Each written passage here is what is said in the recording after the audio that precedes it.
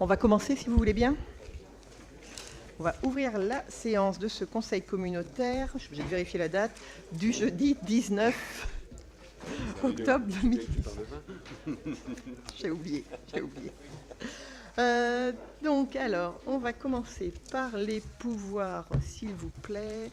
Donc, Monsieur Landais qui donne pouvoir à Monsieur Hurtaud, Francis Vrignot qui donne pouvoir à Daniel Gachet, Pierre-Guy Perrier qui donne pouvoir à Dominique Bonin, Françoise Loiseau qui donne pouvoir à André Boulot, Arnaud Charpentier qui me donne pouvoir et Serge Kubrick qui donne pouvoir à Jacques Gauthier.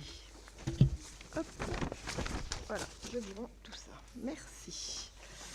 Un secrétaire de séance, et j'ai encore perdu mon papier. Je vous propose Joseph Marquis, Michel Lavaux, Dominique Gauvreau ou François Zotin. Y a-t-il un volontaire? Oui, Monsieur Gauvreau est donc secrétaire de séance pour ce soir.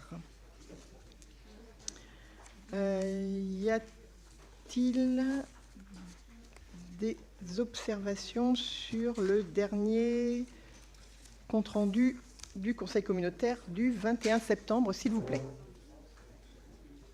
Non? C'est bon? On y va. Donc, comme vous avez pu le voir sur donc sur les dossiers que vous avez reçus, nous allons travailler ce soir au niveau de nos compétences, les compétences exercées par la communauté de communes.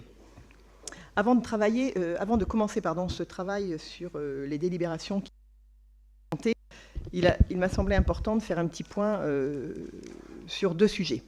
D'abord sur le travail qui a été effectué pour la mise à jour de nos statuts et le travail sur nos compétences.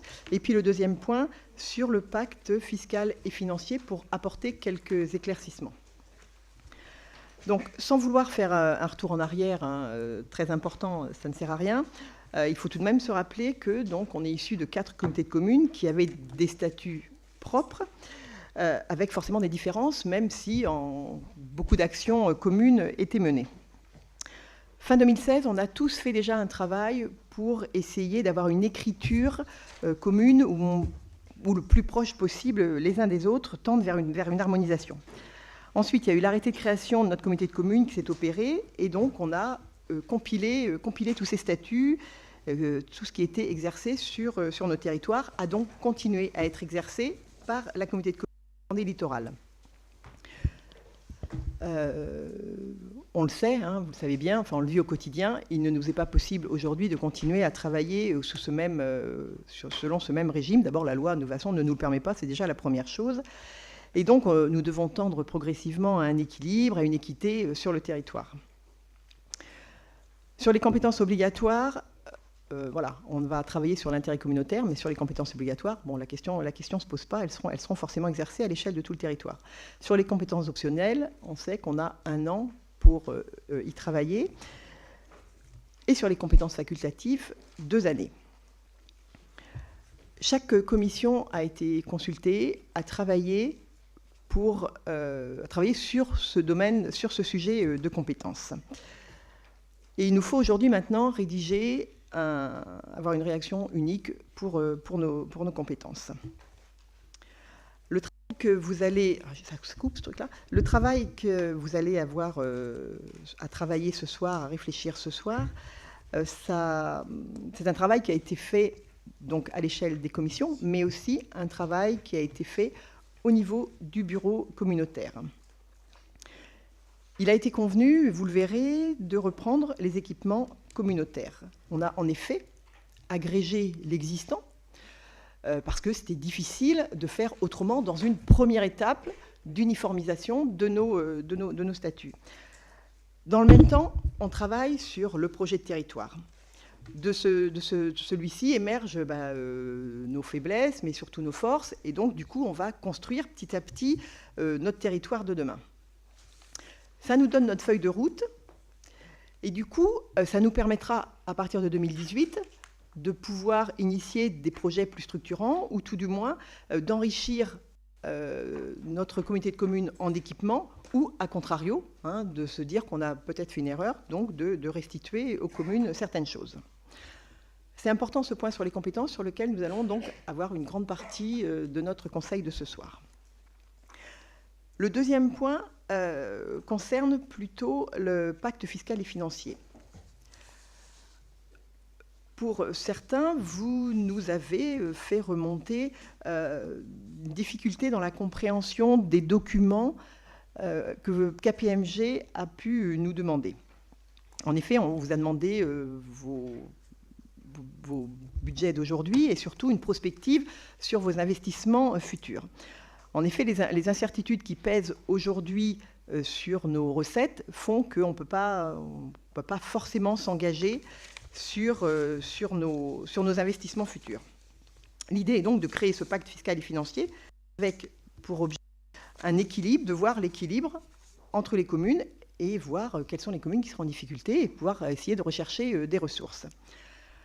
Pour essayer de clarifier le travail sur ce pacte fiscal et financier, nous avons demandé à KPMG d'organiser un séminaire consacré à ce thème-là. Ce séminaire aura lieu le 14 novembre prochain. Je vais vous en donner un petit peu le déroulé, et puis ça nous permettra sans doute d'avoir une meilleure compréhension de la finalité d'un pacte fiscal et financier. Alors, elle sera organisée en 3 sessions de 2 heures, 10-12 heures, 13h30, 15h30, 16-18, avec une présentation synthétique du diagnostic en préambule de chaque session en plénière. L'idée, c'est de ne pas être tous en même temps. L'idée, c'est de faire sur la session 1, 15 communes, sur la session 2, 15 communes, et sur la 3e session, 14 communes. Et pour chacune des sessions, ça permet un dialogue plus facile que d'être très, très, très nombreux en assemblée plénière. Et donc, pour chacune des sessions, le déroulement sera identique. Un premier temps d'1 heure avec une présentation concrète des outils d'impact fiscal et financier. Et en deuxième temps, 1 heure aussi, une répartition des 15 communes sur 3 ateliers de travail animés chacun par un consultant, ce qui fait des petits groupes de travail de 4 à 5 communes. C'est un peu pour ça qu'on avait besoin de tous ces éléments, et ça permettra d'avoir un recueil du point de vue des communes sur les outils d'impact fiscal et financier, et puis du coup, une discussion autour de l'intérêt et de la pertinence de ces outils appliqués à la situation communale, mais également aussi au territoire communautaire. Voilà.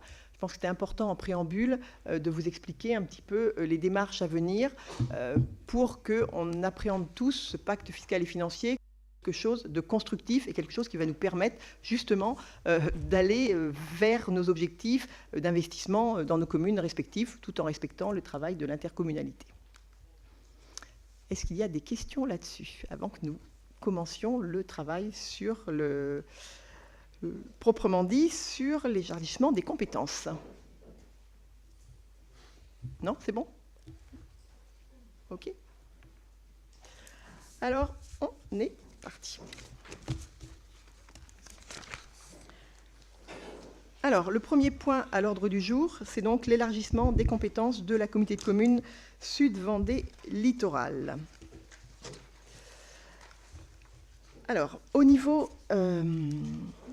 donc, considérant que le conseil communautaire d'une communauté de communes issue de fusion peut, dans un délai fixé par la présente disposition à compter de la fusion, décider d'étendre une compétence optionnelle ou supplémentaire détenue par l'une des communautés de communes fusionnées à l'ensemble du périmètre de la communauté de communes. Alors, au niveau des compétences optionnelles, vous avez dans un premier temps les compétences qui étaient exercées depuis le 1er janvier 2017 par la communauté de communes Sud-Vendée Littoral dans le cadre des compétences optionnelles. Alors, il y avait donc la protection et la mise en valeur de l'environnement, le cas échéant dans le cadre des schémas départementaux pour la conduite d'actions à l'intérêt communautaire et soutien aux actions de maîtrise de l'énergie. La politique du logement et du cadre de vie pour la conduite d'actions d'intérêt communautaire. La construction, l'entretien et le fonctionnement des équipements sportifs et d'équipements de l'enseignement préélémentaire et élémentaire d'intérêt communautaire. Ça, c'est exercé par les 4 anciens EPCI. Exercé par 3 des anciens EPCI. La création, l'aménagement et l'entretien de la voirie d'intérêt communautaire.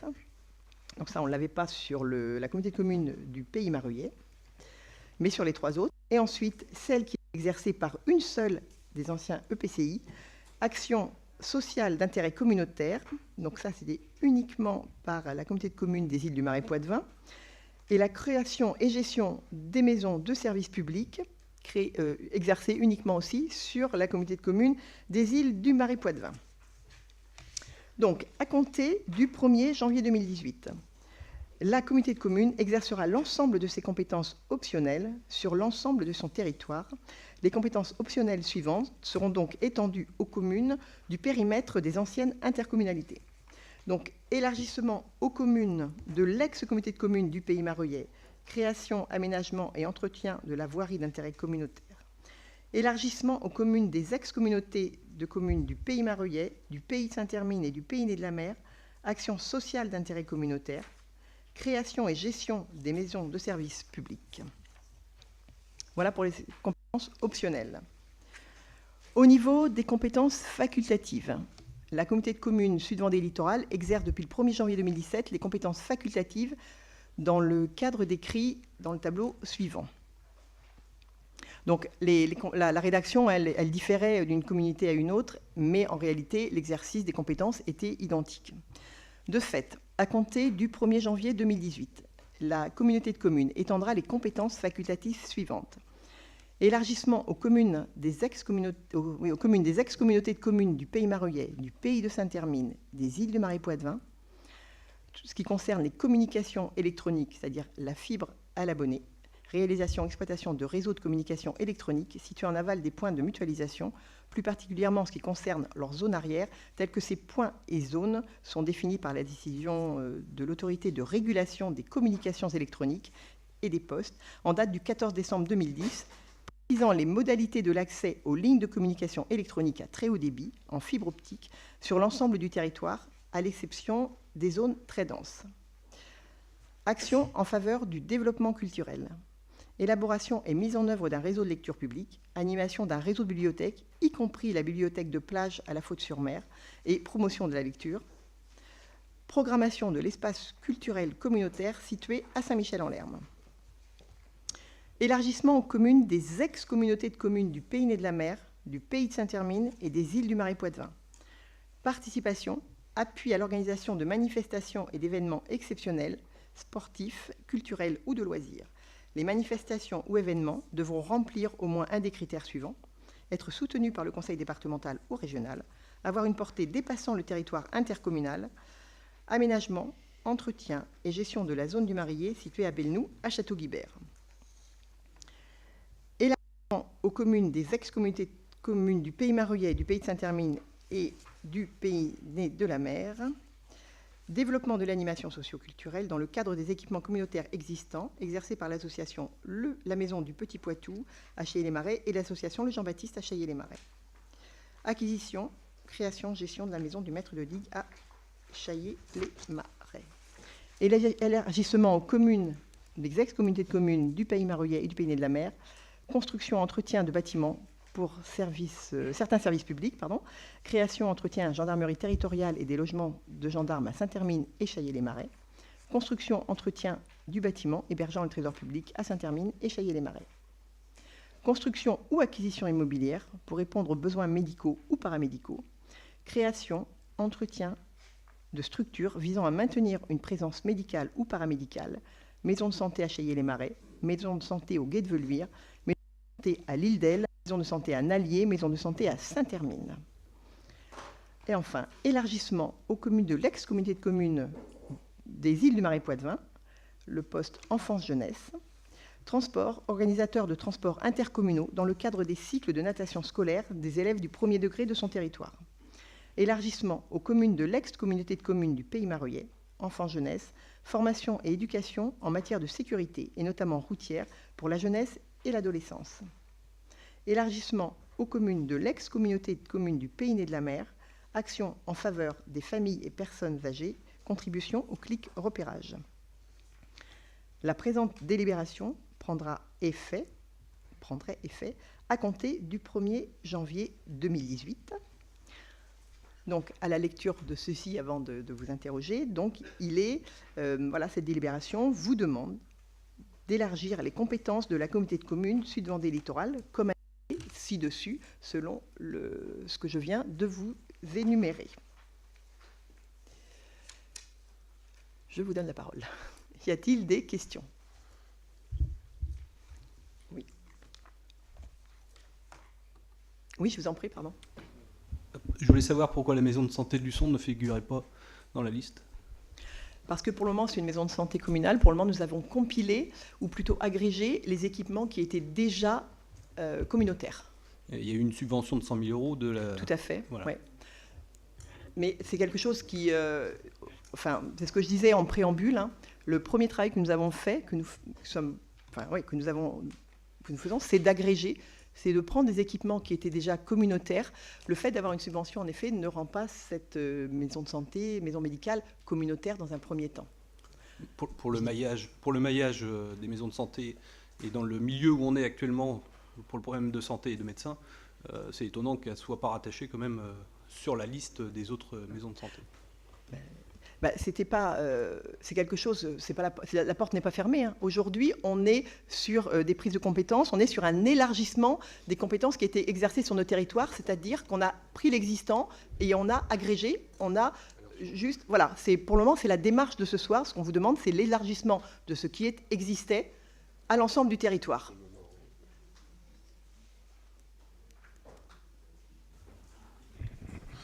Oui, pour moi, donc en ce qui concerne la communauté de communes du Pays Maroyais, notre ancien territoire, en ce qui concerne le conservatoire de la Négrette qui avait été créé par l'ancienne communauté de communes à Ronay. Et j'ai une deuxième remarque en ce qui concerne la gendarmerie de Mareuil. La gendarmerie, elle est... c'est Vendée Habitat, c'est pour ça. Propriété Vendée Habitat. Hein. Là, par contre, la réponse est facile à trouver. Oui, okay. C'est uniquement. Je m'en doutais, mais je préfère... Oui, c'est Vendée Habitat, c'est propriété de Vendée Habitat. Et le conservatoire de la Négrette? Conservatoire de la Négrette... Jean-Yves, vas-y, je t'en prie. Oui, alors le conservatoire de la Négrette, donc c'est sur Ronay, naturellement. Pour moi, ça ne pose aucun problème. Et pour preuve, c'est que notre agent communal étant mis à disposition était jusque-là mis à disposition de la communauté de communes du Pays Maroyais pour, entre guillemets, l'entretien de cet espace. La convention arrivant à son terme, il ne souhaite plus donc assurer cette mission. Mais néanmoins, on en a discuté donc avec mon voisin Pierre qui est chargé de ce secteur-là. On va donc revoir ce problème puisque la communauté de communes ne peut pas absorber tout à la fois, mais le conservatoire de la Négrette reste bien du domaine communautaire. Hein, il n'est pas cité ici, mais... Là, en fait, attention, on fait ce qu'on a dit, on compile, on agrège tout ce qui était communautaire. En fait, on l'élargit à l'ensemble du territoire. Hein. Alors, oui, en plus, ça relève, enfin, c'est une compétence d'ordre économique, puisque c'est bien pour le développement de la viticulture. Ensuite, il y a 2-3 autres compétences aussi du Pays Maroyais qui n'apparaissent pas, mais que, si j'ai bien compris, sont restituées à différentes communes, notamment le terrain de foot futsal à Mareuil. Ça, c'est une délibération qu'on va voir après. Oui, okay. Là, on fait l'élargissement. Et l'école de musique du Pays Maroyais? Alors, sur l'école de musique, la réflexion est en cours pour qu'elle... du coup, Guy va pouvoir répondre, parce que la réflexion est en cours pour 2018. Vas-y. Voilà, la réflexion est en cours. Il faut avoir la compétence pour qu'elle puisse rejoindre l'école de musique intercommunale, mais actuellement, on travaille au soutien de cette école de musique par le biais d'heures pour assurer la direction et par le biais aussi d'heures pour le secrétariat. Voilà. Mais normalement, elle viendra, comme on va prendre la compétence là pour cette fin d'année, ce qui fait qu'à partir de juin prochain, la compétence sera assurée. Actuellement, l'association continue jusqu'au mois de juin parce que c'est beaucoup plus facile. Et par contre, on la soutient pour aller jusqu'à la fin de leur mandat. Et concernant aussi, ce qu'on avait au Pays Maroyais en termes d'aide vis-à-vis des associations sportives qui utilisaient. Alors là, j'ai compris. Si j'ai bien compris, c'est transféré aux communes. Oui, c'est la délibération 3. C'est la délibération qui va venir. Enfin, bon, oui. Je poserai la question tout à l'heure. C'était concernant donc, les fonds qui étaient attribués à ce soutien. Est-ce qu'ils vont être automatiquement à la CLEC? Oui.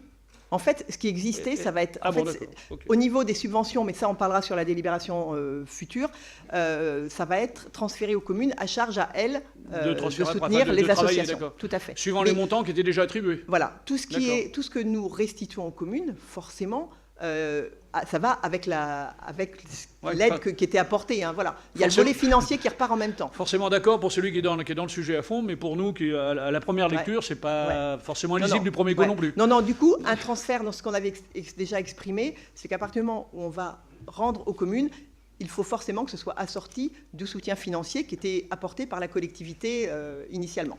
D'accord. Donc on va le voir plus en détail, mais en effet, c'est... autrement, ça fonctionne Ah oui, non, pas, mais d'accord. Merci pour l'éclairage, c'est vous. Non, mais tu as raison. Est-ce qu'il y a d'autres questions, au moins sur cette... Oui, Brigitte, moi j'en ai une pour l'Aiguillon. Au niveau des actions sociales d'intérêt communautaire, qu'est-ce qu'on entend derrière cette phrase? Alors, attends. Alors, l'intérêt communautaire, on va le voir après. L'intérêt communautaire, en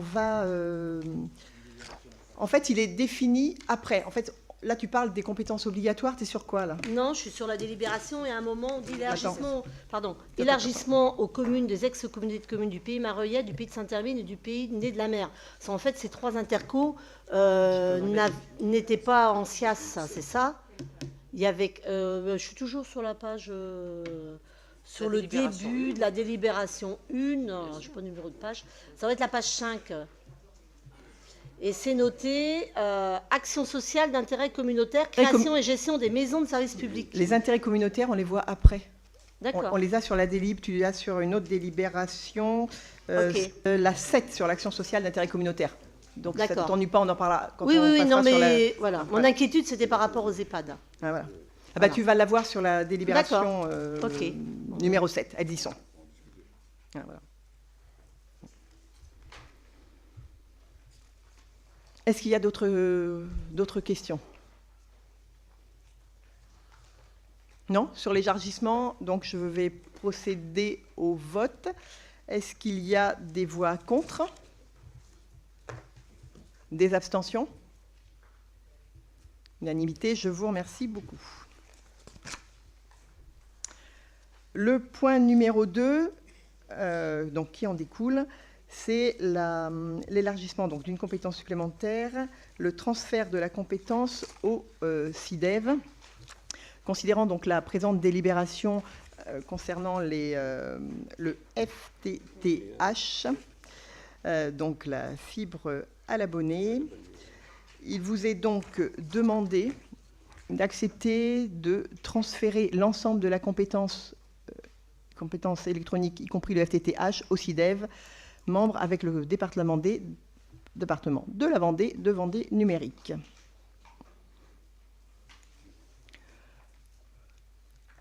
Y a-t-il des questions? Oui, je sais. Voilà.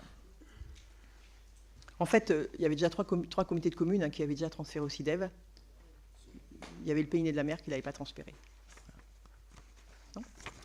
C'est l'inverse. Pardon, oui, c'est l'inverse. Il y avait que le Pays Nez de la Mer qui l'avait transféré.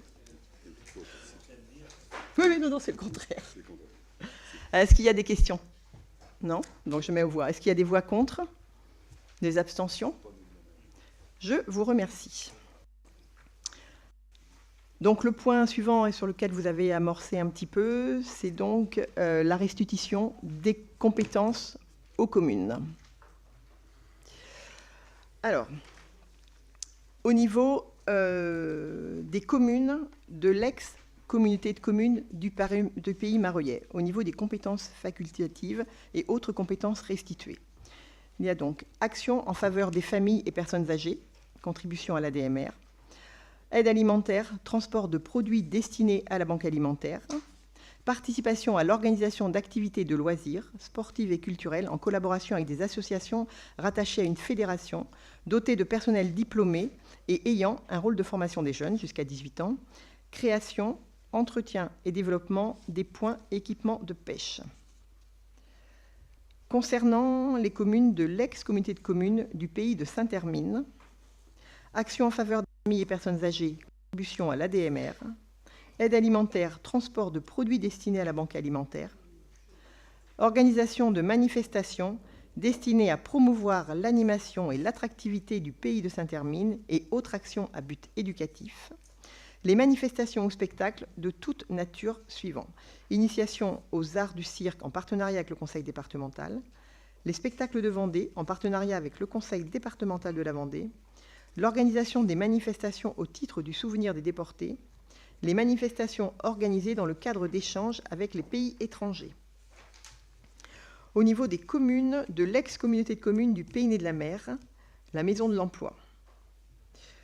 Au niveau des communes de l'ex-communauté de communes des îles du Marais Poitevin, les actions en faveur du développement du sport et soutien du sport du haut niveau, pratiqué en compétition à un niveau au moins régional, ainsi que sa promotion, à l'animation aux écoles de football jusqu'à la catégorie U18 inclus et autres sports, aux manifestations sportives à caractère exceptionnel ayant une résonance intercommunautaire, l'acquisition, la création et la gestion de 2 gîtes de pêche à Sainte-Radegonde-des-Noyers.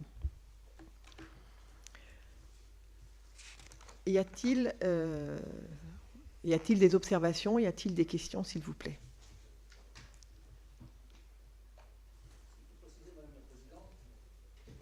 J'aurais voulu savoir en ce qui concerne... Attends, une seconde. Pardon, excuse-moi, Denis. Il faut préciser, toutes ces restitutions font l'objet de CLEC. Hein. Tout à fait, c'est ce que non, mais... Voilà, vous avez raison. C'est pas restitué gratuit. Hein, les CLEC vont dans un sens, mais ça descend aussi des fois. Hein. Ouais. Donc, faut pas ça.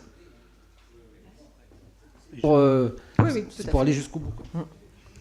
Ok, mais c'est restitué à qui, par exemple? Nous, on parle de restitution de... comment dire, des aides qui étaient apportées à l'ADMR. Mais alors, cette restitution est faite... Parce que là, il n'y a pas une commune concernée. C'est plusieurs communes, notamment pour le transport des repas. Alors, c'est restitué à qui, ça? Alors, ça va être restitué à la commune d'accueil.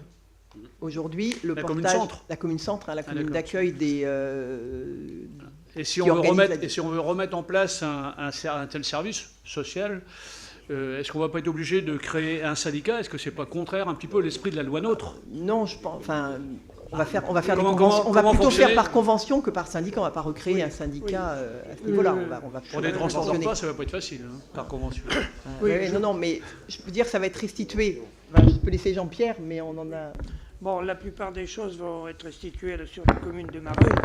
Je pense, j'ai évoqué le problème, je pense que Brigitte vient de répondre en partie. Je pense qu'on va se réunir avec Brigitte dans un temps assez proche pour voir comment on s'organise. Je pense qu'on procédera, mon idée c'est d'éventuellement par action. Si tu es libre, bien sûr, et j'espère que tu seras libre. Voilà. Ça te convient? Voilà, oui, non, mais tout à fait. Hein. On va, en fait, aujourd'hui, on prend acte. Enfin, moi, je prends acte. Beaucoup de choses vont retomber sur la commune centre. Je pense que ça va se passer comme ça. À nous, après, à voir comment on s'organise ensemble. L'idée, enfin, là où je rebondis sur ce que dit Jean-Pierre, l'idée, il faut vraiment avoir comme fil conducteur, c'est qu'ils ne soient pas, eux, pénalisés par nos réorganisations internes, par nos contraintes de la loi ou nos choix. C'est qu'eux, ils ont une continuité de service et une qualité de service et un financement qui soit pérenne, sur ce qu'ils avaient déjà. Voilà. La véritable préoccupation, elle est là. Nous, on est en train de mettre en place nos statuts, d'asseoir notre comité de communes. Il faut que ça se fasse dans la transparence pour eux. Voilà. Tout à fait, mais initialement, on a quand même mutualisé nos moyens pour essayer de mettre ces services-là en place. Et maintenant, moi je me rends compte en tout cas que ces moyens-là sont en train de repartir vers les petites structures, les petites communes, quoi. Donc voilà. Parce qu'il y a des choses qu'on ne pouvait pas faire, on ne peut pas les étendre à l'échelle... En fait, ce qui est restitué, c'est parce que ça ne peut pas être fait à l'échelle de notre grosse collectivité, tout simplement. Donc il faut trouver le moyen de faire en sorte qu'ils ne perdent pas en qualité de service à leur niveau. Oui, j'aurais voulu savoir en ce qui concerne les attributions de compensation. Donc, vous nous avez dit qu'on saurait compenser en ce qui concerne les subventions, mais est-ce que ces attributions de compensation seront indexées? Non. Non. Je pouvais le tenter quand même. Tu pouvais.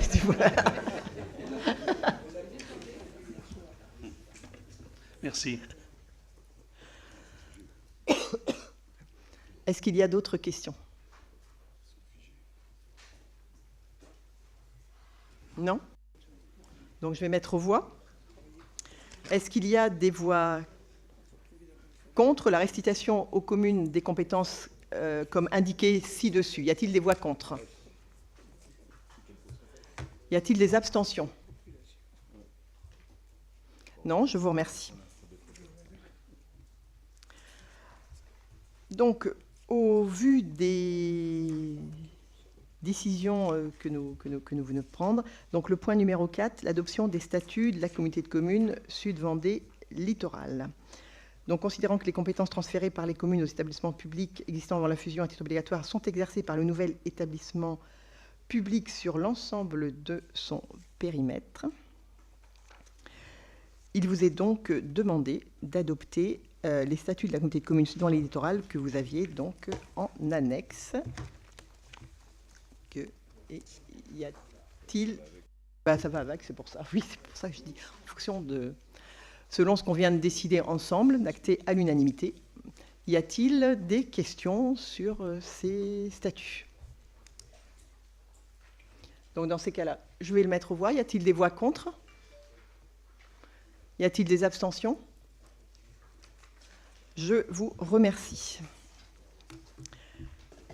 Le point numéro 5 concerne donc la définition de l'intérêt communautaire. Alors, on va parler de l'intérêt communautaire au niveau de la compétence optionnelle politique du logement et du cadre de vie pour la conduite d'intérêt d'action d'intérêt communautaire. Pardon. Donc,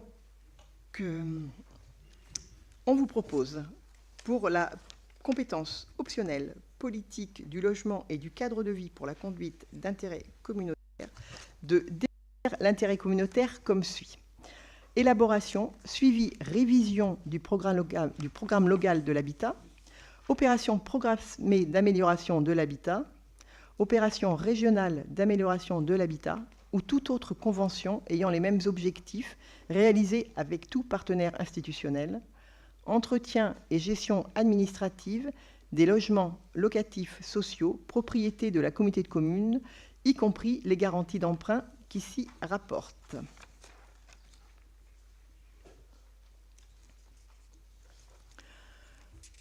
Y a-t-il des questions sur ce volet-là, en sachant que comme nous sommes compétents en matière de politique du logement et du cadre de vie pour la conduite d'intérêt et d'action communautaire, oui, il convient donc de définir cet intérêt communautaire. Oui, peut-être, Présidente. Une observation. Mais peut-être de dire ce qui n'est pas d'intérêt communautaire, parce que le débat a eu lieu en bureau, donc je préfère qu'on soit transparent. C'est-à-dire que la politique du logement locatif social reste de la compétence communale, parce que sinon on ne pouvait lire la compétence d'urbanisme logement comme étant intégrative. Non, chaque commune garde sa politique du logement social. C'est ce que ça veut dire à l'envers. Tout à fait. En fait, non, mais c'est une question. Sinon, on le voit pas, on n'arrive pas à le lire. En effet, c'est une question que nous avons évoquée, nous avons travaillé en bureau. Donc la politique sociale reste, le logement social reste la compétence communale. Ouais. S'il n'y a pas de questions, je vais me mettre aux voix. Y a-t-il des voix contre? Des abstentions? Non. Je vous remercie. Le point suivant concerne toujours définition de l'intérêt communautaire. Ça concerne la compétence optionnelle construction, entretien, fonctionnement d'équipements sportifs et culturels et d'équipements de l'enseignement préélémentaire et élémentaire d'intérêt communautaire. Donc, considérant que la communauté de communes est compétente en matière de construction, entretien et fonctionnement d'équipements sportifs et culturels et d'équipements d'enseignement préélémentaire et élémentaire d'intérêt communautaire, il vous est proposé de définir l'intérêt communautaire comme suit. La salle omnisport du Pays Mareuillais, située sur la commune de Moutier-sur-le-Lay, au lieu dit Palia, une médiathèque relais à Mareuil-sur-Lay, Dissay, ayant vocation à assurer, en lien avec la future tête de réseau, un relais pour la diffusion de la lecture publique, les salles de sport communautaires, la Jeudonnière, Saint-Jean-de-Beugné, l'école intercommunale de musique de Saint-Hermine, l'espace culturel communautaire à Saint-Michel-en-Lerme, le centre aquatique de Luçon, la médiathèque de Luçon, le cybercentre, l'école de musique de Luçon, la piscine onicéane de la Tranche-sur-Mer, une école de musique à Chaillé-les-Marais, un atelier théâtre et un théâtre de verdure à Chaillé-les-Marais. Décider pour la compétence construction, entretien et fonctionnement d'équipements et l'enseignement préélémentaire et élémentaire d'intérêt communautaire, de définir l'intérêt communautaire comme suit. Équipement accueillant plus de 1000 élèves domiciliés sur au moins un quart des 44 communes constituant le territoire de la communauté de communes Sud-Vendée littorale. Y a-t-il des questions, s'il vous plaît, ou des observations?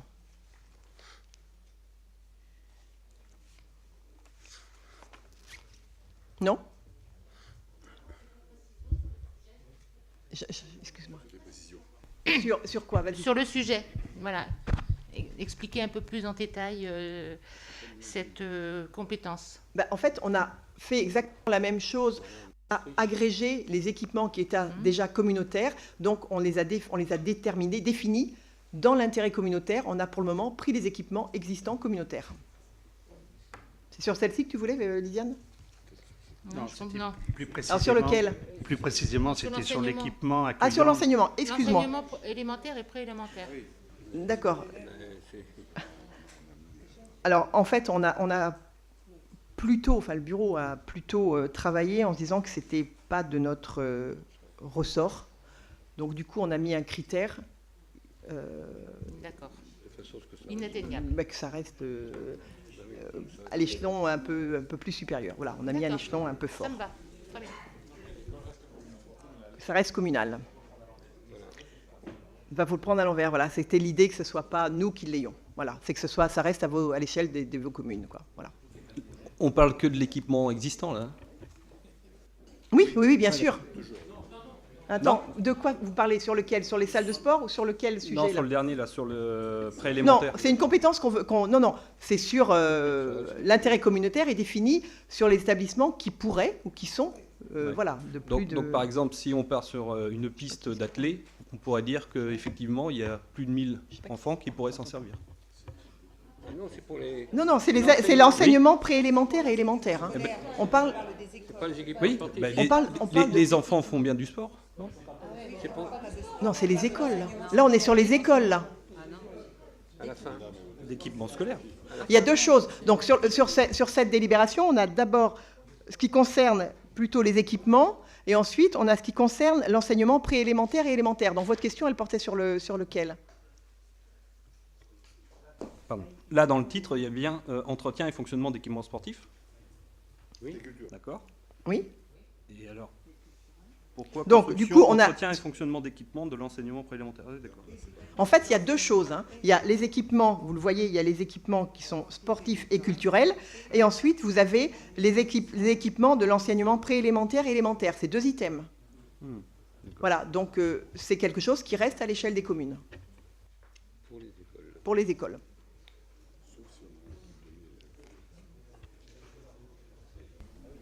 Oui, pardon, David. Oui. Moi, je voulais revenir parce que là, on est en train de lister effectivement les équipements sportifs et culturels.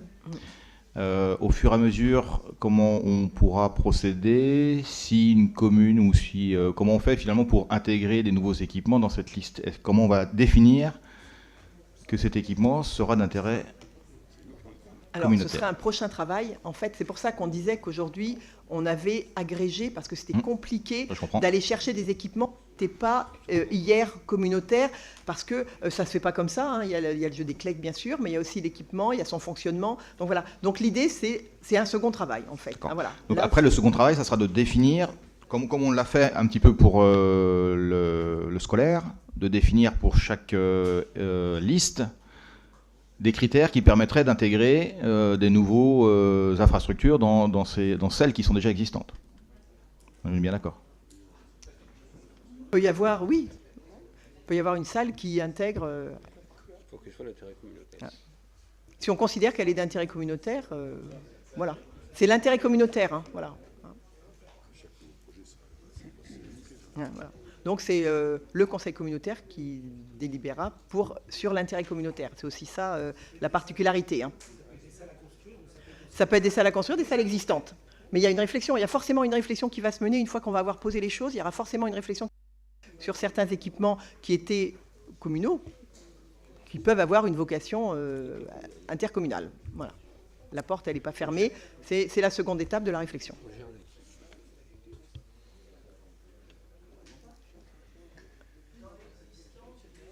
Lister donc dans ce qu'on est en train de regarder là. Moi j'ai un exemple concret d'une médiathèque. Est-ce que les médiathèques pourraient pas être mises, celles qui n'y sont pas, pourraient pas être mises en réseau? Alors pour le moment, vous parlez de laquelle? L'île d'Elle. Ah pardon, je ne voyais pas, il y en a d'autres. Mais parce qu'aujourd'hui, elle est communale. Elle est communale. Oui. Voilà, donc je pense qu'il y a une réflexion qui se fait, alors là c'est Marie qui pourrait répondre, il y a une réflexion qui se fait sur la lecture publique, sur les équipements. Pour le moment, c'est ce que je dis, on a franchement agrégé les équipements qui étaient déjà communautaires. Mais ça ne veut pas dire, on a un travail, Marie va répondre, va compléter, travaille aujourd'hui en effet sur les médiathèques avec une tête des réseaux et des réseaux secondaires. Voilà. Donc en effet, ce travail-là va se construire, va s'enrichir au fur et à mesure du travail de la commission. On serait tous gagnants parce que de médiathèque en médiathèque, on pourrait se passer soit les CD, les livres. Alors je vais laisser Marie répondre, elle va pouvoir vous apporter... Au lieu que chaque médiathèque, chaque commune achète ses livres, quoi. Oui, effectivement, c'est la réflexion que nous portons au sein de la commission lecture publique. Bon, on prend toutes les possibilités de bibliothèques relais, qu'elles soient communales actuellement, mais on va les mettre en réseau, c'est clair. C'est dans un premier temps, et après on va voir comment on va pouvoir les intégrer petit à petit. Voilà. En ce qui concerne le futsal de Mareuil, il revient à compétence Mareuil. Mareuil. C'est la délibération. Ouais, ça va être, on va le voir. Non, c'est vu. Oui, c'était super. Ouais. C'est vu. C'est Mareuil qui. Oui, mais ouais. C'est pas. Oui, d'accord. Merci. Voilà. Non, mais ça, c'était voilà, c'est vu avec Mareuil. C'est vrai que c'est un peu dommage qu'il n'y ait pas une réflexion en amont, notamment pour ce terrain. Parce qu'en fait, c'est un bien public qui a été acquis par différentes collectivités et d'autorités, entre guillemets. On l'attribue à la ville de Mareuil. Bon, certes, on a de la chance, on est en bonne relation avec la ville de Mareuil. Je pense qu'on sera constructif. Mais imaginons qu'on est une ville qui n'accepte pas après de vouloir partager l'utilisation de ce terrain. Comment pourrions-nous procéder ? Après, ce sera par système de convention. Après, alors, on peut regarder le cas particulier de Mareuil, enfin, sur le terrain de futsal, qui est enclavé dans la mairie. Voilà, il a une particularité. C'est fait en effet à l'échelle communautaire, mais tu en connais aussi bien que moi l'emplacement dans l'espace de la mairie, dans la cour de la mairie, enfin dans le jardin de la mairie. Voilà, donc la question a été assez vite tranchée pour une simplification d'utilisation en effet et d'entretien. C'est quand même un terrain qui est principalement utilisé en périphérie très proche, et puis parce qu'il est vraiment dans l'enceinte de la mairie. Hein, voilà, c'est l'exemple qui fait que là, du coup... Voilà. Et éventuellement, on aurait pu imaginer que cette compétence soit transmise à 2 ou 3 communes intéressées. Non, c'est pas mais après, possible, non, vous pouvez vous constituer, vous pouvez vous regrouper, hein, travailler, après, partager... Si je comprends bien, tu veux te l'approprier, alors tu pourras venir tous les matins t'entraîner si tu veux. Bon. Ça ne sera pas insoluble. Ça ne sera pas insoluble. Oui, pour compléter l'information auprès de Michel, nous avions en charge l'électrification du futsal. Merci Michel. Est-ce qu'il y a d'autres questions à ce niveau-là, s'il vous plaît ? Ah, non, pardon, j'entendais, excusez-moi. Donc, dans ces cas-là, si vous voulez bien, je vais le mettre aux voix. Y a-t-il des voix contre ? Des abstentions ? Je vous remercie. La délibération numéro 7, l'action sociale d'intérêt communautaire. Donc, considérant que la communauté de communes Sud-Vendée Littoral est compétente en matière d'action sociale d'intérêt communautaire, il vous est proposé donc de définir l'intérêt communautaire comme suit. La création, l'extension et la gestion de structures d'accueil des personnes âgées et handicapés des établissements suivants: l'EHPAD L'Asmagne de Saint-Hermine, l'EHPAD Les Marronniers à la Caillère-Saint-Hilaire, l'EHPAD Les Pictons à Chaillé-les-Marais, l'EHPAD La Résidence Fleurie à Nallier, l'EHPAD Le Chêne Vert à Puraveau, études et mise en œuvre d'action. Et puis, pardon, là il y a une erreur en fait, hop, à la ligne, hop, ouais, non, hop, non, mais je l'ai 2 fois moi. Et puis études du futur contrat local de santé. Les questions, y en a-t-il, s'il vous plaît? Dans le mot création, c'est bien, ça ne concerne pas les EHPAD qui sont cités dessous. Non, parce qu'elles sont créées. Là, c'est l'extension et la gestion des EHPAD existantes. Oui, tout à fait. Éventuellement. Et création. Oui. De nouvelles EHPAD. Bah, c'est-à-dire qu'on se laisse la porte ouverte pour une création. Voilà. Okay. Aujourd'hui, même chose que pour les autres faits, on a pris les EHPAD existants communautaires, qui appartenaient à 2 SIAS, voilà, pour les mettre sous cet intérêt communautaire d'action sociale au niveau de la communauté de communes. Y a-t-il d'autres questions? Non? Bon, je mets aux voix. Y a-t-il des voix contre? Des abstentions? Très bien, je vous remercie. Ah ben voilà, on a fait un gros morceau. Au niveau des intérêts communautaires, il nous restera l'intérêt communautaire pour quelques compétences qui n'ont pas été déterminées, puisque ça nécessitait un travail qui n'était pas encore abouti. Donc, ils vous seront présentés mois de décembre. Voilà. Dans le bloc des compétences obligatoires, ça concerne l'aménagement de l'espace pour la conduite d'intérêts communautaires, économique, politique locale du commerce et soutien aux activités commerciales d'intérêt communautaire. Et sur le bloc des compétences optionnelles, c'est la protection et mise en valeur de l'environnement et la création, aménagement, entretien de la voirie d'intérêt communautaire. Donc c'est des choses que nous verrons au mois de décembre. Voilà. Le point suivant concerne les représentants à la commission départementale d'aménagement commercial, donc la CDAC. Et donc, il vous est proposé de désigner les représentants suivants au titre de la suppléance de Madame la Présidente, siégeant en tant que présidente de l'EPCI à fiscalité propre, dont est membre la commune d'implantation du projet commercial, donc Monsieur Joseph Martin, et au titre de la représentation de la communauté de communes Sud-Vendée littorale en tant qu'EPCI porteur du schéma de cohérence territoriale dans le périmètre duquel est située la commune d'implantation, Monsieur Jean-Étienne et Monsieur Patrick Join. Y a-t-il des observations? Donc, je mets aux voix. Y a-t-il des voix contre? Des abstentions? Je vous remercie. Alors, le point numéro 9, budget général, donc une décision modificative qui concerne des ajustements de crédit. Vous les avez donc, vous avez des ajustements de crédit dans un premier temps au niveau des crédits d'achat d'alimentation, pour un montant de 13 000 €, 300 € pour des crédits supplémentaires pour l'école de musique de Saint-Hermine. Ensuite, 3 lignes pour la plaquette culturelle et pour sa diffusion, catalogue et imprimé. Ensuite, des réajustements de crédit pour la piscine Onicéane.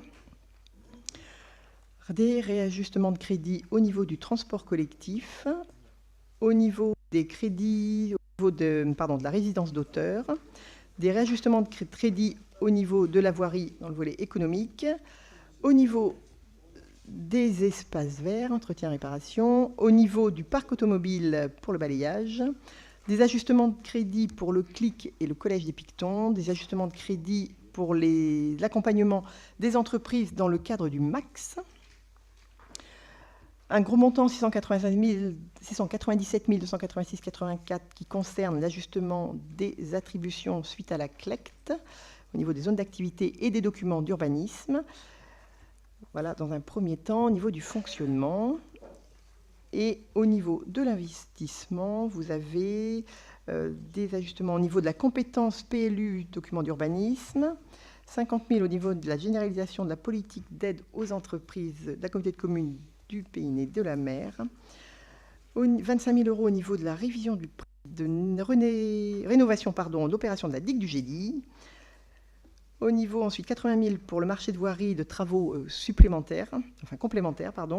Et puis 830 € pour un ajustement de crédit au niveau du matériel de la piscine Océane et en recette pour des points d'apport volontaires et un broyeur pour des ventes, voilà, pour un montant de 119 800 €. Y a-t-il des questions? Non, donc je mets aux voix. Y a-t-il des voix contre? Des abstentions? Je vous remercie.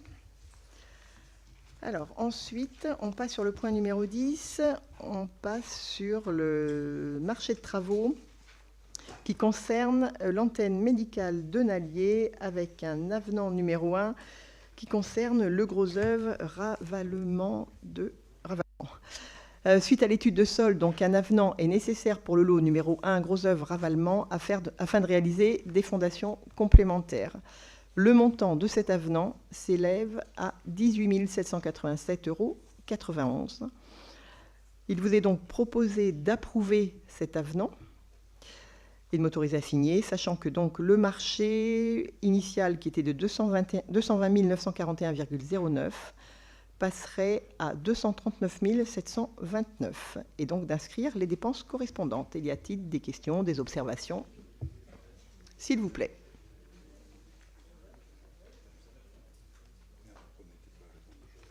Non, pas d'observation, pas de questions? J'ai juste une observation, ça n'a rien à voir avec le sujet.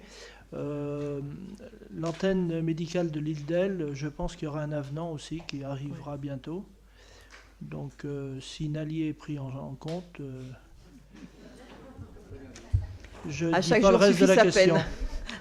Voilà. À chaque jour suffit sa On peine. commence à s'impatienter. Voilà, merci. Écoutez, je pense qu'on fait relativement vite. On ne traîne pas. Après, voilà, quand on a des découvertes et des choses imprévues qui arrivent en cours de chantier, on essaie d'être le plus réactif possible pour ne pas bloquer les travaux. Mais là, c'est le cas pour Nallier où ça nous est arrivé. Et du coup, M. Froment nous a alerté tout de suite et on a enchaîné. Donc, s'il n'y a pas d'autres observations, je vais passer aux voix. Y a-t-il des voix contre? Des abstentions? Très bien, je vous remercie. On reste sur le volet marché de travaux avec l'espace aquatique à Luçon et donc un avenant qui concerne le lot numéro 1, terrassement VRD, aménagement extérieur, espace vert, plantation.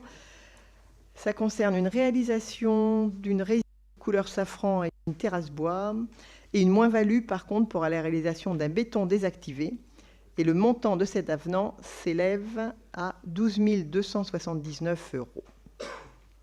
Le marché donc, pour cette entreprise passe de 629 699,25 à 717 954,05.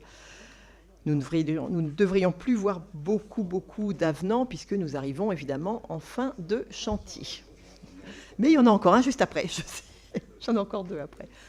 Y a-t-il des questions ? Donc je mets aux voix. Y a-t-il des voix contre? Des abstentions? 2 abstentions, oui. L'avenant suivant concerne toujours un avenant au niveau de la construction du centre aquatique de Luçon. Et ça concerne le lot numéro 13, électricité courant fort et faible, avec un ajout d'une borne radio de ECT pour un complément de couverture du bâtiment et un PC complémentaire derrière la banque d'accueil.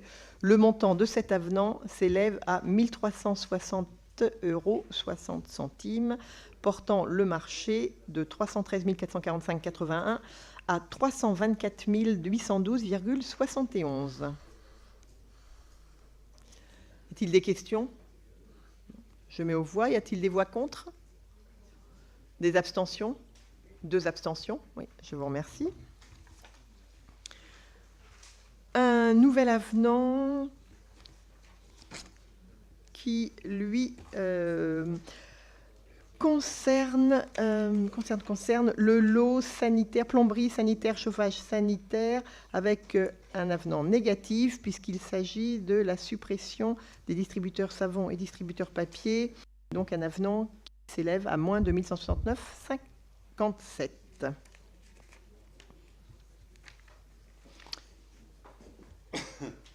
Y a-t-il des questions? Non? Donc je mets aux voix. Y a-t-il des voix contre? Des abstentions? 2 abstentions. Ouais. Je vous remercie. Un autre avenant concernant le centre aquatique. Donc cette fois, ça concerne le lot numéro 17, Hammam Sauna, avec une fourniture de mosaïque iris pour cloison face aux douches, un panneau de polystyrène extrudé 80 mm et une pose de finition pour la mosaïque, avec un montant de cet avenant qui s'élève à 2 932,07, portant le marché de 49 867 à 52 799,07. Y a-t-il... Non? Y a-t-il des voix contre? Des abstentions? 2 abstentions. Je vous remercie. Alors, le point suivant, on va changer, concerne donc l'atelier sur la zone des Nouels au Manille-Régnier. Et donc là, du coup, vous avez dû avoir, je pense que vous l'avez, ouais, une délibération modificative sur table.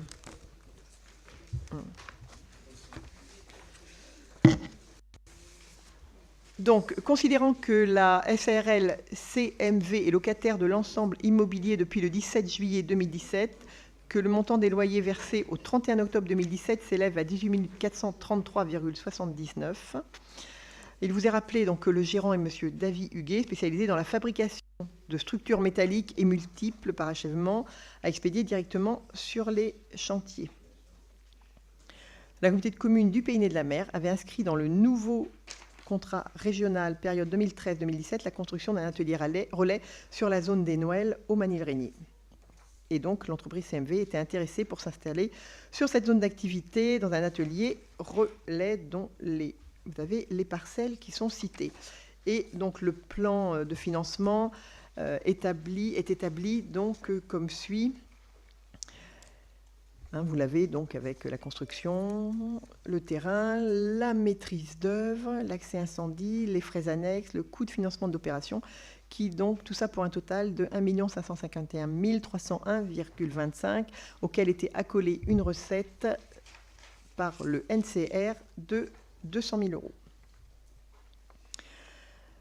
€. Il vous est donc proposé d'abroger la délibération qui a été prise en date du 18 mai 2017, d'arrêter le prix de vente de l'ensemble immobilier à 1 332 867,51 en tenant compte de l'ensemble des loyers déjà versés dans le cadre de la location du bien depuis le 17 juillet 2017, soit 18 433,74, de valider la formule de crédit-bail, dont les caractéristiques sont les suivantes. Crédit bailleur, la communauté de communes Sud-Vendée Littoral. Crédit preneur, la SARL SMV ou toute personne mandatée par elle.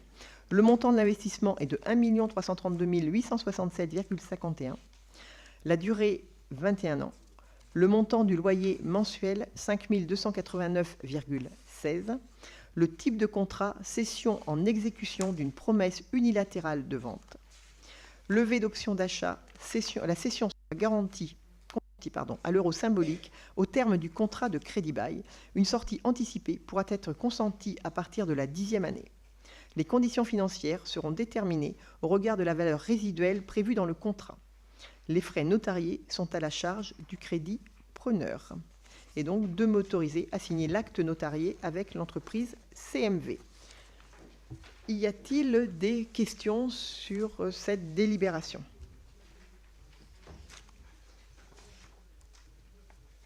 Non? Donc je mets aux voix. Y a-t-il des voix contre? Des abstentions? Très bien. Je vous remercie. Le point suivant, c'est l'aménagement du territoire et je vais passer la parole à Daniel. Passation d'une convention de maîtrise foncière avec l'établissement public foncier de la Vendée, commune de Manille-Régnier. La commune de Manille-Régnier a sollicité l'intervention de l'établissement public foncier de la Vendée pour une mission de maîtrise foncière en vue de la réalisation d'un projet d'aménagement urbain. La compétence plan local d'urbanisme a été transférée à la communauté de communes Sud-Vendée Littoral et que celle-ci emporte l'exercice du droit de préemption. Les conventions qui font suite à la sollicitation de l'établissement public foncier de la Vendée par les communes membres de l'intercommunalité sont désormais tripartites, la communauté de communes, en tant que titulaire du droit de préemption urbain, étant seule habilitée à décider d'une délégation de l'exercice du droit de préemption urbain à l'établissement public foncier de la Vendée sur les secteurs concernés par les conventions. Le projet de convention concernant la commune de Manille-Régnier prévoit une mission de maîtrise foncière en vue de la réalisation d'un projet d'aménagement urbain sur le secteur opérationnel dont les références cadastrales sont les suivantes. Je ne vous les lis pas.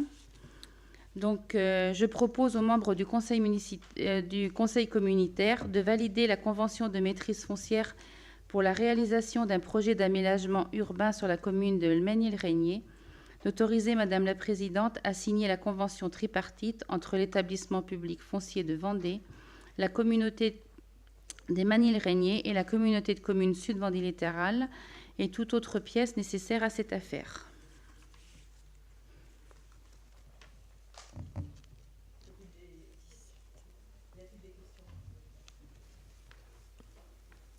Non, dans ces cas-là, on va mettre aux voix. Y a-t-il des voix contre? Des abstentions? Je vous remercie. Et Daniel, tu peux continuer. Alors, passation d'une convention de veille foncière avec l'établissement public foncier de la Vendée, commune de Saint-Michel-en-Lerme. Donc, c'est la même chose. Hein. Donc, le projet de convention concernant la commune de Saint-Michel-en-Lerme prévoit une mission de veille foncière en vue de la réalisation d'un projet de renouvellement urbain sur les secteurs opérationnels dont les références cadastrales sont les suivantes. Donc, vous les avez derrière. Donc, on propose aux membres du conseil communautaire de valider la convention de veille foncière pour la réalisation d'un projet de renouvellement urbain sur la commune de Saint-Michel-en-Lerme et d'autoriser Madame la Présidente à signer la convention tripartite entre l'établissement public foncier de Vendée, la commune de Saint-Michel-en-Lerme et la communauté de communes Sud-Vendée Littoral et toute autre pièce nécessaire à cette affaire. Y a-t-il des questions? Non, pas d'observation? Non, donc on va mettre aux voix. Y a-t-il des voix contre? Des abstentions? Non? Très bien, je vous remercie. Le point suivant, toujours sur l'aménagement du territoire. Donc, modification simplifiée numéro 2 du plan local d'urbanisme de la Faute-sur-Mer, modification de modalités de mise à disposition au public. La compétence PLU a été transférée à la communauté de communes Sud-Vendée Littoral au titre de ses compétences obligatoires depuis le 1er janvier 2017. La délibération du 21 septembre 2017 autorisant le lancement d'une procédure de modification simplifiée numéro 2 du PLU de la Faute-sur-Mer a défini les dates de mise à disposition du dossier au public. Il y aurait lieu de modifier les dates de la mise à disposition du dossier au public comme suit. Le projet de modification simplifiée numéro 2 du PLU de la Faute-sur-Mer sera mis à disposition du public en mairie de la Faute-sur-Mer au jour et heure d'ouverture du 6 novembre au 8 décembre 2017 à midi. Donc, il vous est demandé, il est proposé aux membres du conseil communautaire de modifier la date de mise à disposition du dossier au public arrêté dans la délibération en date du 21 septembre, de décider de mettre le projet de modification simplifiée numéro 2 du PLU de la Faute-sur-Mer à disposition du public en mairie de la Faute-sur-Mer au jour et heure d'ouverture du 6 novembre au 8 décembre 2017 à midi. Est-ce qu'il y a un commentaire? Non, rien de particulier? Donc, dans ces cas-là, on met en voix. Y a-t-il des voix contre? L'abstention? Non, très bien. Je vous remercie. Aménagement du territoire. C'est Jean qui Donc prend la main. la délibération 19 concerne un avis à donner sur le projet de schéma départemental d'amélioration de l'accessibilité aux services publics. Donc un document qui a été envoyé à la commune, qui est le document 8 bis en annexe. Donc ce courrier a été envoyé le 18 août 2017 et signé par M. le Préfet et M. le Président du Conseil départemental. Donc le projet du schéma départemental d'amélioration de l'accessibilité des services publics comprend un diagnostic listant les services publics existants sur le territoire départemental à la date de son élaboration, leur localisation et leurs modalités d'accès. Et il définit, pour une durée de 6 ans, un programme d'action destiné à renforcer l'offre de services dans les zones présentant un déficit d'accessibilité des services et est donc conforme au dispositif de l'article 98 de la loi susvisée. Considérant que dans ce projet, le plan d'action du schéma a repris les propositions des fiches d'action proposées par les acteurs et collectivités, et considérant que la commune du Sud-Vendée littoral partage les mêmes préoccupations d'amélioration de l'accessibilité des services publics, il est précisé que même si la commune ne porte pas directement les actions proposées par le schéma départemental d'amélioration de l'accessibilité des services au public, il est important de souligner les trois points de vigilance suivants: la santé publique, les difficultés liées au manque de transport public et la scolarité. Compte tenu de tous ces éléments, il est proposé aux membres du Conseil, aux membres de l'Assemblée de donner leur avis sur le projet de schéma départemental d'amélioration de l'activité des services au public. Donc je vous propose d'émettre un avis favorable au projet de schéma départemental d'amélioration de l'activité des services publics comme proposé par M. le Préfet et M. le Président du Conseil départemental de la Vendée, de réaffirmer sa volonté de participer à l'amélioration de l'accessibilité des services au public sur le territoire de la commune Sud-Vendée littoral, et de souligner les enjeux prioritaires pour la communauté de communes Sud-Vendée littoral, à savoir l'accès aux services concourant à la santé, le transport et d'autres sujets qui concerneront des secteurs ou publics plus spécifiques, éducation et jeunesse, et d'autoriser la présidente à signer les conventions à intervenir pour l'application de ce schéma.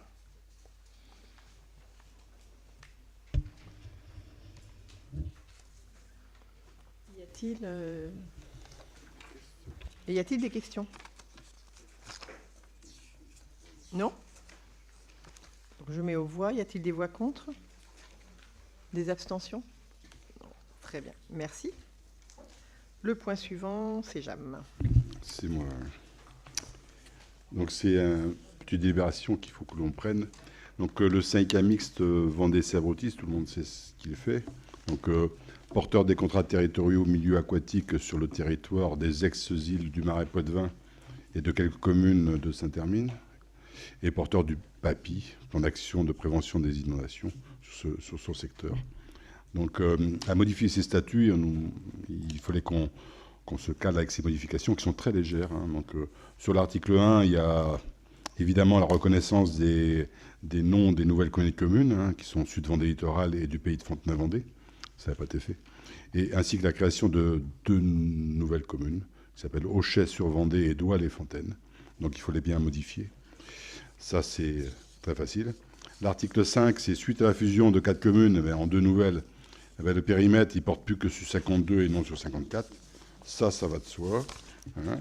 Et par contre, l'article 6, celui, il est un peu plus long. Hein, ça, c'était demandé par les services de l'État. Donc là, je vais vous lire un peu, parce que ça... Le comité syndical se réunit en assemblée ordinaire 1 fois par an. Il peut être convoqué en séance extraordinaire, soit par son président, soit sur la demande du préfet, soit à la demande du tiers au moins de ses membres. Le comité syndical ne peut valablement délibérer que si la moitié plus une des voix sont représentées. Le comité syndical vote le budget et approuve les comptes.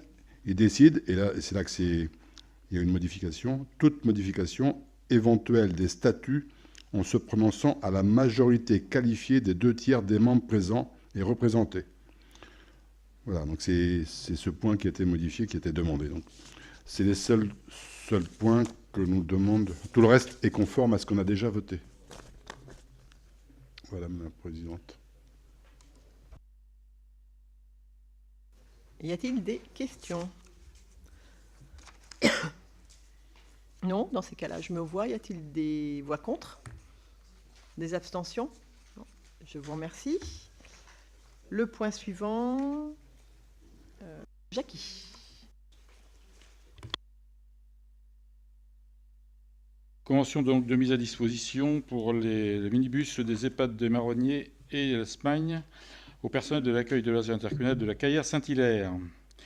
Donc, vu la libération du conseil d'administration du SIAS Sud Vendée Littoral acceptant la mise à disposition du minibus appartement aux EHPAD les Marronniers de la Caillère Saint-Hilaire et l'Espagne Saint-Hermine, et autorisant le vice-président à signer la dite convention, considérant l'ouverture de l'accueil de loisirs intercommunal de la Caillère Saint-Hilaire le 6 septembre 2017, considérant les besoins d'utiliser le minibus des EHPAD Les Marronniers de la Caillère Saint-Hilaire et la Smagne de Saint-Hermine, par le personnel de l'accueil de loisirs intercommunal de la Caillère Saint-Hilaire à l'occasion de sorties diverses effectuées dans le cadre des activités du dit centre, le mercredi après-midi ou pendant les vacances scolaires.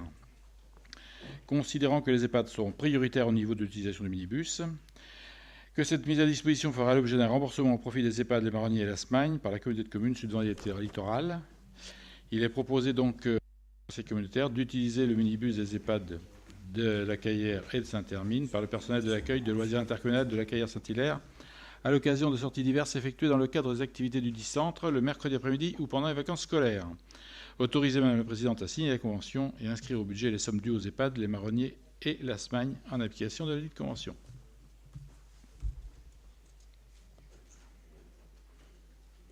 Donc. Y a-t-il besoin d'un complément d'information? Non? Je mets aux voix. Y a-t-il des voix contre? Des abstentions? Non, je vous remercie. Le point suivant, sur le réseau des bibliothèques. C'est comme ça, c'est bon. Oui. Alors, engagement dans une démarche de contrat territoire lecture avec l'État pour la période 2017-2020. Autorisation de signature. Suite à la création de la communauté de communes Sud-Vendée Littoral, un accompagnement technique et financier de l'État portant sur le développement de la lecture publique a été sollicité auprès de la Direction régionale des affaires culturelles, la DRAC, suite au travail d'un comité de pilotage qui a été réuni au printemps 2017 et aux différentes rencontres avec M. Jean-Pierre Méniel, conseiller au livre et à la lecture. La DRAC propose de s'engager aux côtés de la communauté de communes Sud-Vendée Littoral en signant un contrat territoire lecture, CTL. L'objectif de ce contrat est d'accompagner le développement de la lecture publique sur tout notre territoire pour garantir un accès aux pratiques de lecture. Le CTL s'articule autour de 3 grands axes. Faciliter l'inscription territoriale des projets soutenus pour toucher en priorité les territoires aux populations les plus éloignées de la lecture. Renforcer la transversalité en ouvrant sur d'autres champs de l'action publique, politique, sociale, petite enfance, liens intergénérationnels, actions scolaires, etc., mettant en cohérence les différents dispositifs existants. Ce contrat triennal 2017-2020 comprend en année 1 une étude externalisée portant diagnostic et préconisations en matière de pratique de lecture sur le territoire pour orienter les axes d'action qui seront déclinés et accompagnés dans les années 2 et 3 du contrat. Le contrat territoire lecture fera l'objet chaque année d'une convention d'objectifs qui précisera le contenu et les subventions apportées par la Direction régionale des affaires culturelles.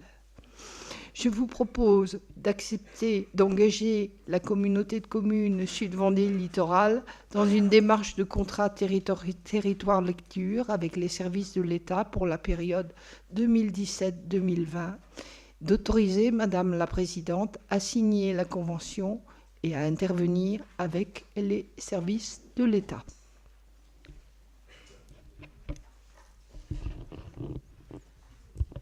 Y a-t-il un complément d'information souhaité? Non? Donc je vais mettre aux voix. Y a-t-il des voix contre? Des abstentions? Très bien, je vous remercie. Le point suivant concerne les ressources humaines avec l'instauration de la journée solidarité. Donc la journée de solidarité peut être instaurée selon l'une des 3 options suivantes, hein, puisque vous savez qu'il convient d'instituer donc cette journée. Alors, soit le travail d'un jour férié précédemment chômé autre que le 1er mai, soit le travail d'un jour de réduction du temps de travail tel que prévu par les règles en vigueur, ou toute autre modalité permettant le travail de 7 heures précédemment non travaillées à l'exclusion des jours de congé annuels. Donc, nous vous proposons donc d'instituer la journée de solidarité, un jour férié précédemment chômé, autre que le 1er mai, à savoir le lundi de la Pentecôte. Si l'agent opte pour une journée de repos, il doit poser 7 heures de récupération, heures proratisées en fonction du temps de travail, présentes dans le contingent d'heures supplémentaires. Cette journée ne peut être posée en journée de congé annuel. Et de décider que, sauf disposition expresse de l'Assemblée délibérante prise sur un nouvel avis du comité technique compétent, cette disposition sera reconduite tacitement chaque année. Y a-t-il des questions? Non, donc je mets aux voix.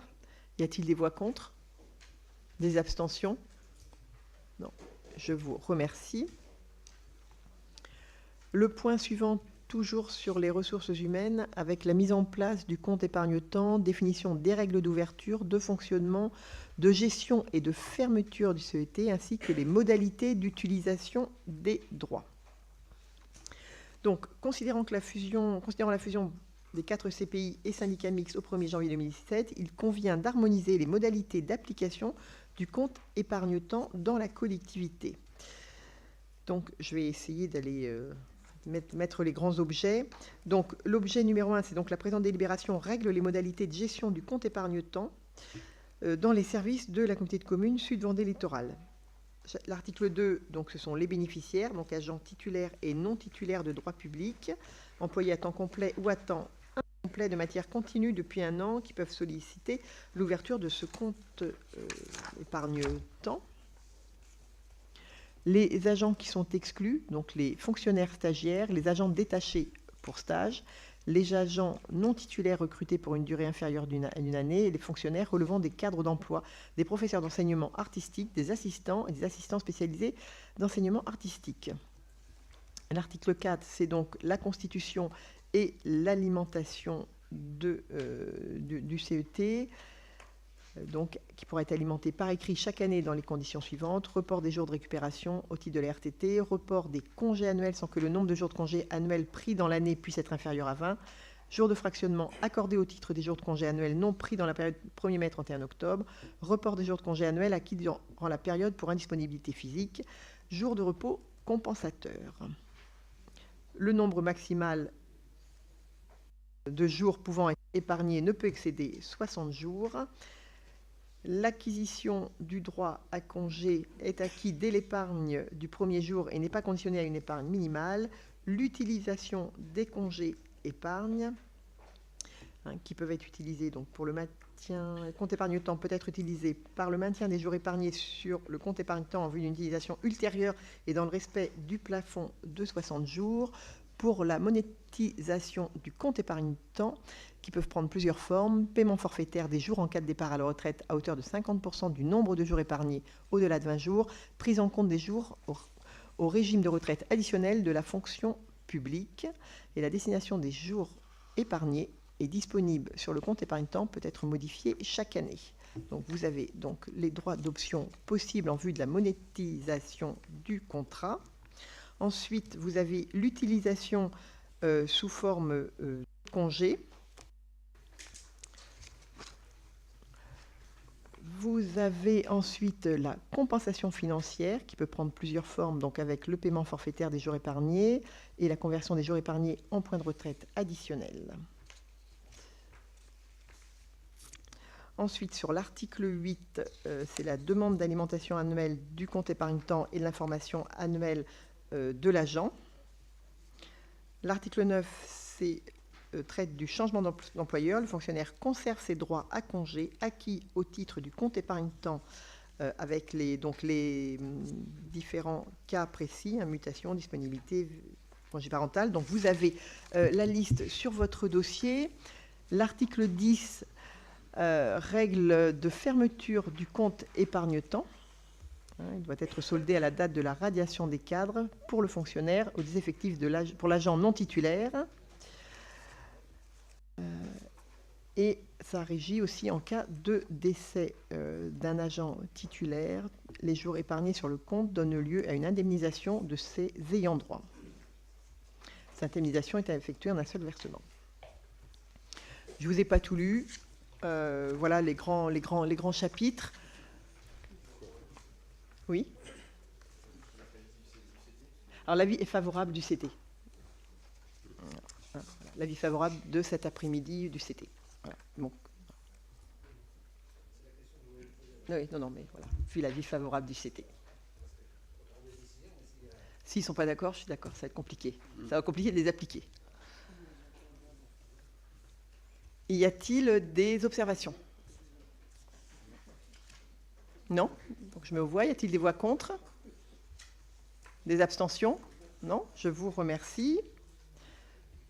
Le point suivant concerne toujours le volet ressources humaines avec le régime des astreintes. Donc là, selon les filières, donc vous avez le détail. Elles sont mises en place donc, dans les astreintes et interventions hors filière technique. Donc vous avez le détail des indemnités d'astreinte ou repos compensateurs. Ensuite, vous avez l'indemnité d'intervention ou le repos compensateur d'intervention. Vous avez il conviendra donc de réévaluer le montant de l'ensemble des indemnités indiquées ci-dessus en cas de changement des montants de référence. Vous avez les périodes d'intervention et les montants de référence. Ensuite, en ce qui concerne les astreintes de la filière technique, donc ça, pareil, vous avez les périodes d'astreinte, les astreintes d'exploitation, astreintes de sécurité, les astreintes de décision. Même chose, donc de les réévaluer les montants des indemnités en cas de changement des montants de référence. Vous avez donc les périodes d'intervention. Après, moi, vous me dites, je veux bien détailler plus, mais vous avez dans le document, donc je pense que vous les avez regardées. Vous avez voilà, les indemnités horaires en fonction de la période d'intervention, nuit, samedi, dimanche et jours fériés, jours de semaine. Et ensuite, les durées de repos compensateur qui est égale au temps de travail effectif majoré dans les conditions suivantes, pareil, selon la période d'intervention, nuit, samedi, dimanche et jours fériés et jours de semaine. Et donc, il vous est proposé donc, de valider le principe et la mise en place des astreintes comme elles sont présentées dans le document et donc de m'autoriser ou mon représentant à rémunérer, à compenser les périodes définies conformément au texte en vigueur dans les conditions exposées et donc de m'autoriser à signer les actes qui y affèrent. Y a-t-il des questions? Non, dans ces cas-là, je mets aux voix. Y a-t-il des voix contre? Des abstentions? Je vous remercie. Le point 26 concerne la modification du temps de travail d'un assistant d'enseignement artistique principal de 2e classe. Et donc, il convient d'augmenter le temps de travail d'un assistant d'enseignement artistique principal de 2e classe de 40 minutes par semaine pour le passer de 2h30 à 3h10. Parce qu'il y a un élève qui passe sur un cycle supérieur, donc il faut un peu plus de temps pour un professeur. Donc voilà, je vous propose donc d'augmenter ce temps de travail de 40 minutes par semaine pour la période du 1er septembre 2017 au 31 août 2018. Y a-t-il des questions? Pardon? Ben, dans leur métier, c'est assez aléatoire. Ça peut être selon... ça dépend des élèves, en fait. C'est pour ça que c'est une période donnée. Ça dépend du nombre d'élèves qui pratiquent... qui nécessite cet instrument-là. Ouais. Dans ces cas-là, je vais mettre aux voix. Y a-t-il des voix contre? Des abstentions? Non, je vous remercie. Le point suivant, c'est la modification du temps de travail d'un assistant d'enseignement artistique principal 2e classe, où là, il est proposé donc d'augmenter le temps de travail d'un assistant d'enseignement artistique principal 2e classe à hauteur de 96 heures annuelles sur la période allant du 1er septembre 2017 au 31 août 2018.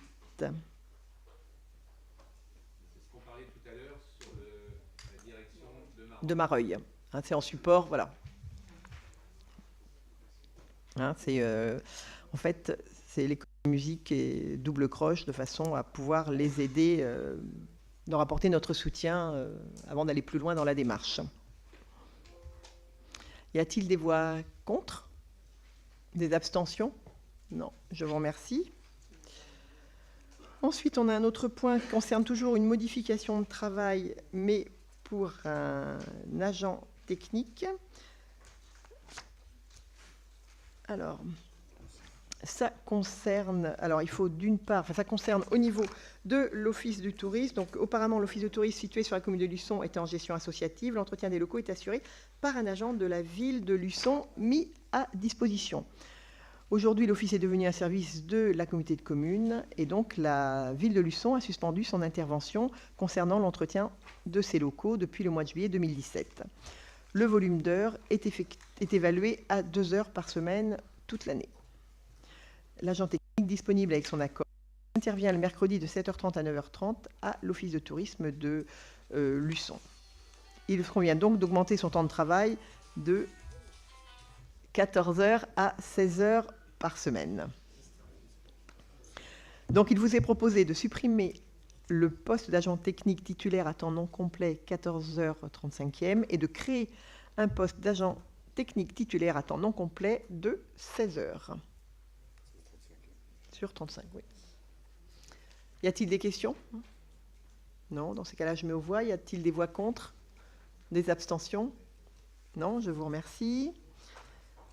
Modification toujours d'un temps de travail d'un adjoint technique. Et là, il s'agit de pourvoir le remplacement en interne et augmenter le temps de travail d'un adjoint administratif de 18h à 23h,23. En effet, cet agent a exercé son temps de travail en annualisation à hauteur de 18h35e, réparti donc période scolaire, école de musique, MSP et ALSH, les petits malins à Trièze, et en période de vacances scolaires, 28 heures par semaine, et puis sur l'école de musique intercommunale de Luçon, la MSP et la LSH. Donc, considérant qu'un agent d'entretien à temps complet, au vu de ses heures de ménage réduites, du fait notamment des réductions des temps d'intervention en ménage à l'espace culturel Saint-Michel-en-Lerme, de la baisse de l'occupation des locaux au siège de l'ex-communauté de communes du Pays de la Mer à Saint-Michel, de la réduction d'occupation des bureaux aux ateliers techniques à Saint-Michel-en-Lerme et de départ du service ADS de la Maison des services publics, il lui a été proposé à cet autre agent technique de redéployer ses missions sur celles exercées précédemment par cet adjoint technique. Il vous est donc proposé de supprimer ce poste d'adjoint technique titulaire à temps non complet de 18 heures et de créer un poste d'adjoint technique titulaire à temps non complet de 23h23, 35e. Y a-t-il des questions? Je mets aux voix. Y a-t-il des voix contre? Des abstentions? Non, je vous remercie. Le point suivant, qui est d'ailleurs le dernier point, concerne la demande... Ah oui, d'accord, mais je veux dire sur le livret. Ça concerne la demande de protection fonctionnelle, considérant qu'un agent a sollicité par courrier en date du 20 juillet 2017 l'application de la protection fonctionnelle prévue donc au Code général des collectivités territoriales, considérant que les conditions sont remplies pour accorder cette protection fonctionnelle, considérant qu'il appartient au Conseil communautaire de régler par ses délibérations les affaires de la collectivité et de délibérer notamment sur toute question pouvant engendrer les dépenses de la collectivité, notamment sur la protection fonctionnelle d'un agent, il vous est proposé d'accorder la protection fonctionnelle de l'agent en question et de mandater la somme correspondante au remboursement des honoraires de l'avocat assurant la défense des intérêts de l'agent. Y a-t-il des questions? Ouais, j'ai une question. On peut en savoir un petit peu plus quand même? Parce que c'est bien beau de demander notre avis, mais là c'est entre deux agents. Est-ce que c'est un problème entre deux agents personnels ou professionnels? Parce qu'on sait qu'aujourd'hui il y a quelques tensions quand même au niveau du personnel dans la communauté de communes, donc j'aimerais bien savoir où on en est exactement. C'est entre deux agents, c'est sur le plan professionnel. Bon, c'est un incident assez sérieux qui s'est produit entre deux agents, qui était contractuel. Donc l'un demande, elle a le droit, elle remplit les garanties, elle remplit les conditions pour avoir droit à la protection fonctionnelle, tout simplement. Donc c'est de notre ressort de lui accorder ce qu'elle légitimement, elle a le droit. Elle engage des frais.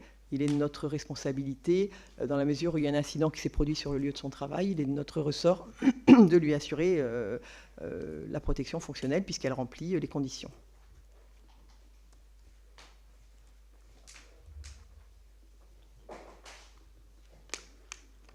Pas d'autres questions? Donc je vais mettre aux voix. Y a-t-il des voix contre? Des abstentions? Non. Je vous remercie. Alors, ensuite... Bah, c'est sur la désignation. Ouais, voilà. Alors, ensuite, le point rajouté concerne le centre aquatique avec la désignation du nom du centre aquatique intercommunal de Luçon. Donc là, ça a fait l'objet de plusieurs enquêtes, puisqu'on a diffusé tant au niveau des agents que des élus des propositions de noms. On a d'abord sollicité les noms et ensuite, à partir des noms recueillis, on a fait une sélection et on a de nouveau sollicité les mêmes personnes. Les noms retenus qui ont fait l'objet du sondage étaient Lucéane, la Gabarre, le centre aquatique du port et Port-Océane. Et donc, au vu des résultats du sondage, il vous est proposé de valider le nom Port-Océane pour nommer le centre aquatique intercommunal de Luçon. Y a-t-il des observations? Juste une question. On fait la liaison ou pas?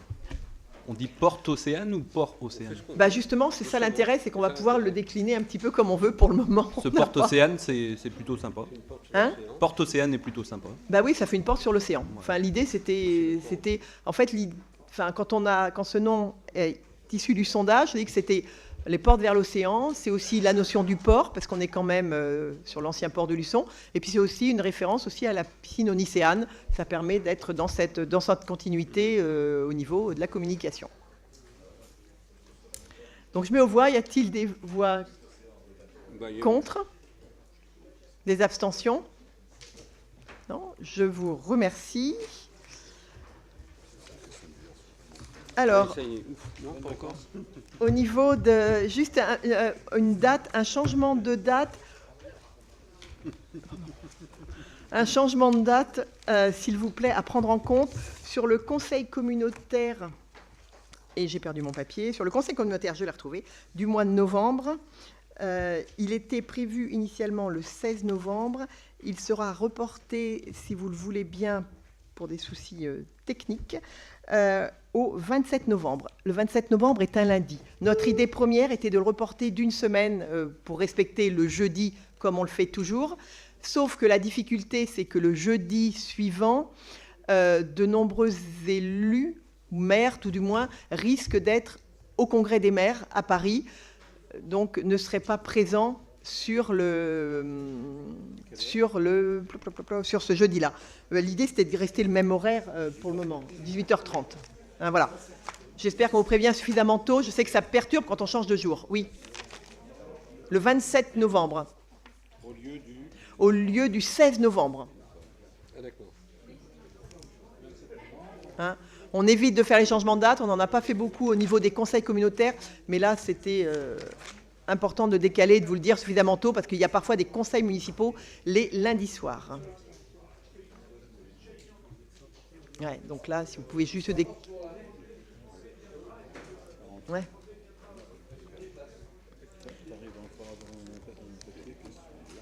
J'ai les deux. Est-ce qu'il y a d'autres questions, d'autres observations? S'il n'y a rien d'autre, je vais lever la séance pour ce conseil... Ah pardon, excuse-moi Jean-Yves, aïe, j'étais trop pressé. Non, je t'en prie. Non, mais j'avais simplement une communication à faire suite à la réunion d'un groupe de travail hier soir sur les temps d'accueil périscolaire. Donc ça, cette information est destinée aux maires.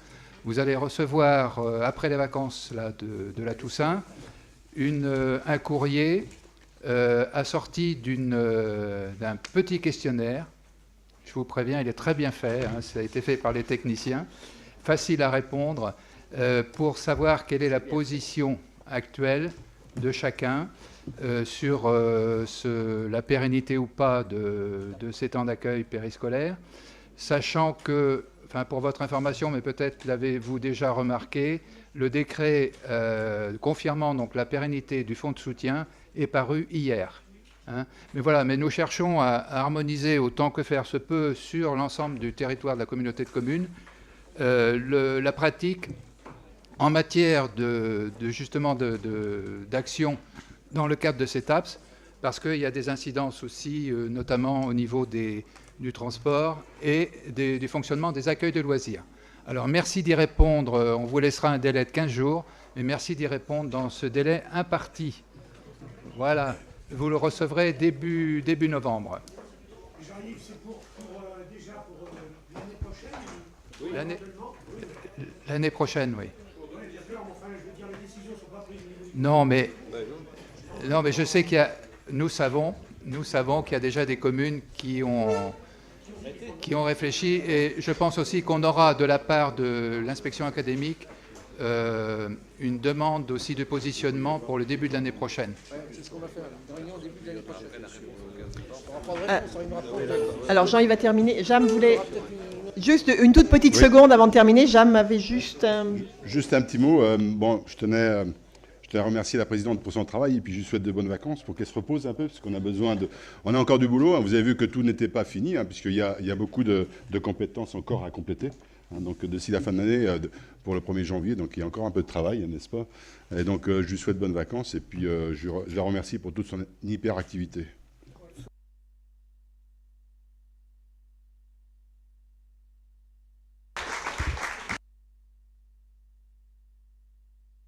Je vous promets, à partir de la minute maintenant, je suis en vacances. Merci pour le travail fait ce soir. Je pense qu'on a fait un grand pas. Vraiment très très bien. Merci.